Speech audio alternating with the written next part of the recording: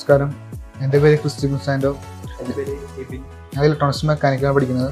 ഇപ്പോൾ പുതിയ കാലഘട്ടത്തിൽ ഇൻ്റർനെറ്റിൻ്റെ ഉപയോഗം വളരെയധികം വർദ്ധിച്ചിരിക്കുകയാണ്. ഇപ്പോൾ എവിടെ നോക്കിയാലും ഇൻ്റർനെറ്റിന് കാര്യങ്ങൾ മാത്രമേ ഉള്ളൂ. നമുക്ക് എവിടെ നിന്നുകൊണ്ടും വേൽത്തുമ്പിൽ നമുക്ക് കാര്യങ്ങളൊക്കെ എത്തിക്കാൻ പറ്റും.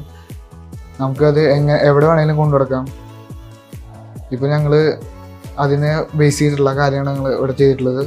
ഹോം ഓട്ടോമേഷൻ, സ്മാർട്ട് ഹോം, ഒരു വീട്ടിലെ ഉപകരണങ്ങളൊക്കെ എങ്ങനെ നമുക്ക് ഇൻ്റർനെറ്റ് വഴി ഒരു ഫോൺ വഴി നമുക്ക് പ്രവർത്തിപ്പിക്കാം എന്നുള്ള ഞങ്ങളുടെ ഇംപ്ലിമെൻറ്റ് ചെയ്തിട്ടുള്ളത്.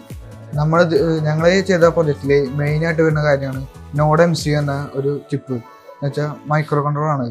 നമുക്ക് കോഡ് ഭാഷ കൊണ്ട് നമുക്ക് അതിൽ വർക്ക് ചെയ്യാൻ പറ്റും.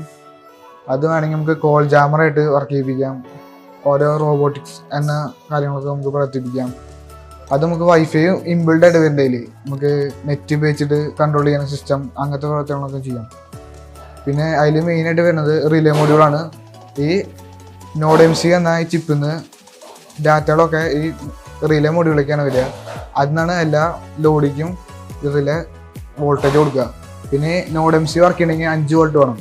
5 വോൾട്ട് ഞങ്ങളിവിടെ ഒരു പവർ സപ്ലൈ ഉണ്ടാക്കിയിട്ടുണ്ട്. അതിൽ 3 ബ്രിഡ്ജ് ഉണ്ടാക്കിയിട്ടുള്ളത്.